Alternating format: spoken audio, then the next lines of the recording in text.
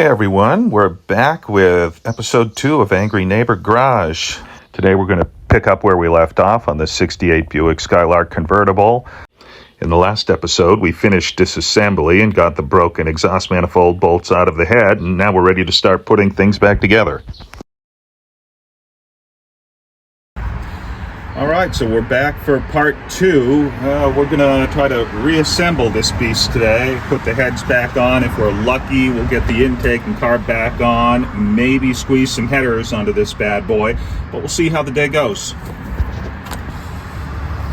Alright, we got a Felpro gasket set. Should have the head gaskets we need, as well as valve covers and other various gaskets. Let's take a look. Alright, so we've got our header gaskets. Looks like we've got a water neck gasket, valve cover, and then in here, the new head gaskets. So I think this should be everything we need. So the first thing we got to do is clean up the mating surface on the block and heads. We'll use a combination of razor blades, scrapers, brake clean, stuff like that.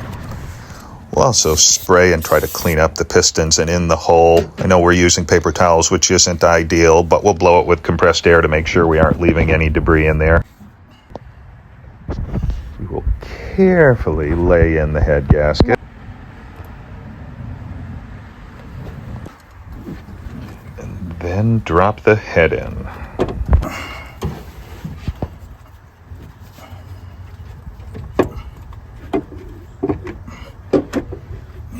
Sit on them.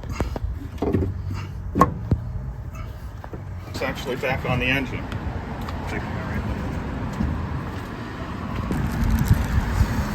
Alright, so we got a new set of head bolts, but I'm not sure exactly where the bolts go. I didn't recall that there were different lengths other than the long and short, but it looks like we've got 2 of these mediums. But luckily we labeled the old head bolts, driver versus passenger. So here's our bag for the driver's head bolts, and let's see what we got. Stop. Well, I guess I shouldn't be surprised. The head bolt kit that we got off of eBay or something like that is nowhere near the old head bolts. So these are the old bolts we took out. These are the new bolts that they sent us. Even the long ones aren't the same, and these short ones aren't even close. So I guess we'll be cleaning and reusing the original bolt set.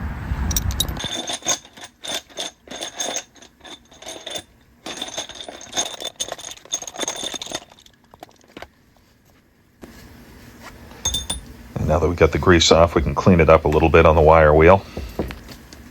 So now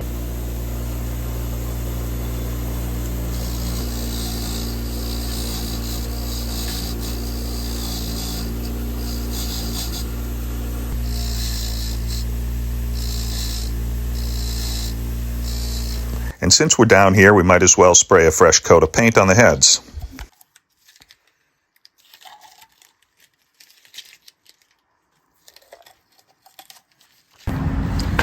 All right, we're back, and through the magic of television, you can see the before and after.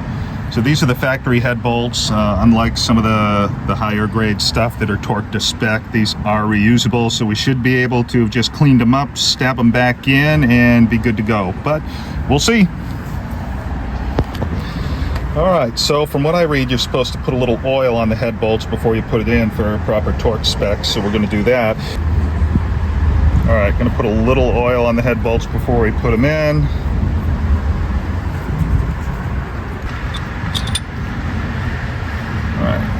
Cinch them down, and then we'll torque the final specs with the torque wrench.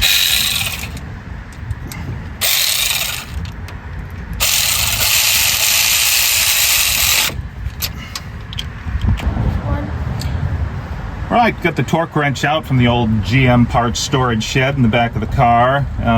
Factory says that the torque specs are 75 foot-pounds, so I think we'll do them in 2 steps, bring them all up to 50 first, and then tighten them up to 75. As I'm sure everyone knows from their extensive research online, you should torque from inside to out, so center bolts first and work your way out, otherwise you risk cracking the head, or so I'm told, but what do I know? I've never done this before. Now it's about time to put the valve train back in. So lucky us, we so clearly labeled all the push rods. So we've got the driver's passenger, front and back. So this is the order. We'll put them right back in. So we'll give them a quick cleanup, put some oil on them, and drop them in. All right. Now it's about time to put the rocker arm shaft back together, giving a little squirt of oil into all of these so it's not dry when we fire it up.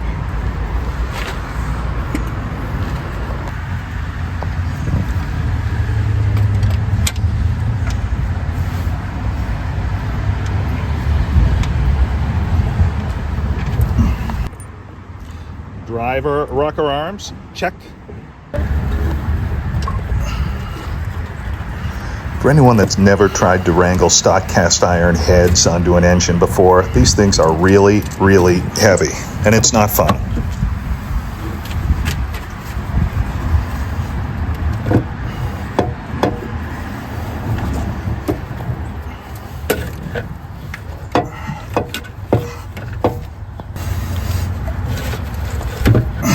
That went very badly. There's oil on the head gasket. All right, so that didn't go really well. Hard job to do with one set of hands, so I dropped the cylinder head, got some oil or grease or whatever you want to call it on the gasket, pulled the gasket, cleaned it out the best I could with some brake cleaner. Hopefully it works, but if it doesn't seal, we know why.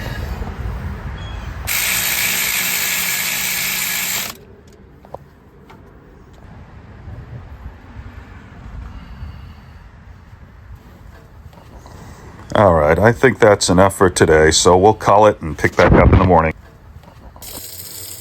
All right, so something I read a long time ago, and if you're out of mechanic soap, what works almost as good as if you just take normal dish soap here, mix in some sugar as an abrasive, and works basically the same way that your Gojo or Fast Orange or whatever would do. So, since I am just about out of what I needed, this is what we're doing. And I don't know, it's not perfect, but it's not half bad.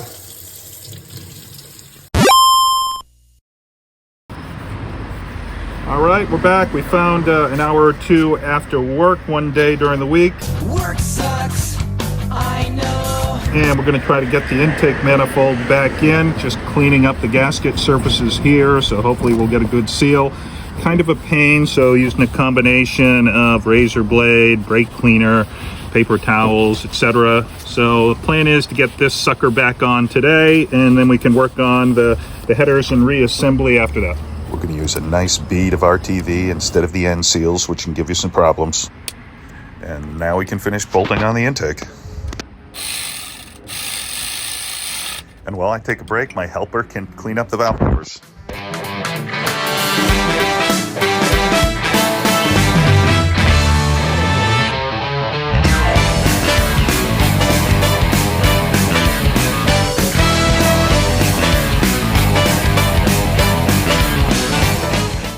Well, there's still some rust and pitting, but the fine steel wool did shine it up quite a bit. And we put the valve cover back on, and it almost looks like an engine again. So now that we've got the engine pretty much back together, we can move on to the header install. These were a set of Hooker Super Comp headers for a Buick 350. Should fit all GM A bodies. I got a really good deal on them about a year ago on eBay. I think they've actually been discontinued since then. This is one of the things that's tough about building a Buick. If you had a Chevelle, you could probably pick from about 10 different types of headers, but for Buicks, I think TA Performance might be the only one left that's making them. Now, I don't know if we'll be able to get these in from the top or we'll have to slide them in from the bottom, but either way, we're going to need to jack the car up. And when I say up, I mean way up. Problem is, this driveway is not level, so you've got to get the jack in just the right spot if you want to jack it up from the middle. So just to make sure the car doesn't fall on my head, I think we're going to try it one side at a time.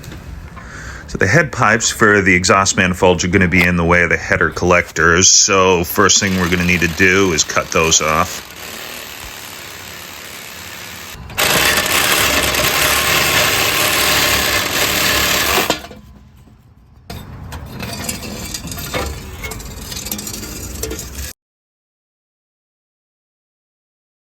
All right, so I think the only way we're going to get this in at this point is to jack the motor up a little bit. So I just pulled the passenger side motor mount. I think we'll get a jack and some 2x4s under the oil pan and gently jack it up, try to get us enough clearance to slide the header in from the top, because as high as I could jack the car up, we weren't able to slide it up from the bottom, which is obviously the preferred approach, but I don't think it's going to work here given what I've got to work with. So we'll give this way a shot.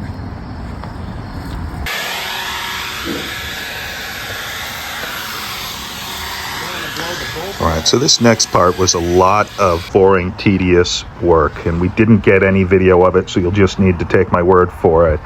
Tried a bunch of different angles to try to get the headers in from the top. No matter what I did, even with the engine jacked up and the motor mounts out, the tubes hit the frame. So we had to do it from underneath, jack the car up sky high, and eventually with the right angle I was able to slide them up from the bottom.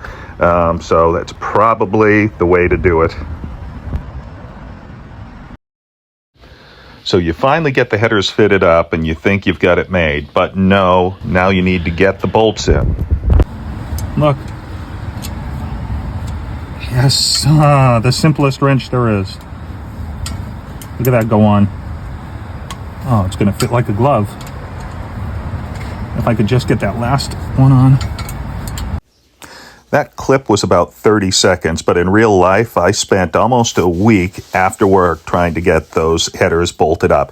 There is a bolt in the middle, right underneath tubes, that you just can't get to. And you'll bend your arms at all sorts of angles trying to fit it in, but an adult man cannot get their hands or fingers in there, and it was a pain. I don't know if this is unique to these headers, but the large tubes just made it almost impossible. I had to get 2 different sets of header bolts, use a smaller one for that one bolt underneath the tubes, and then use the standard bolts for the rest. But this was probably the worst part of the whole project. Eventually they went on, they fit fine, but oh man, what a pain. So everything is put back together. It looks like an engine. Let's see if it acts like an engine. The moment of truth is here.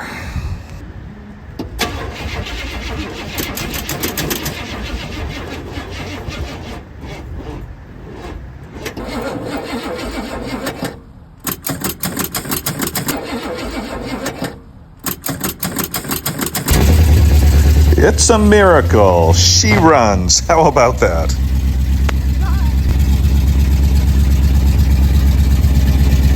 I have to say, I'm pretty happy with the way things came together. Right now, it's running and it has open headers, so obviously we're not going to drive it around too much, but probably next step will be to get some exhaust on this thing, and we'll see what's next from there. Thanks for joining, and we'll see you next time on Angry Neighbor Garage.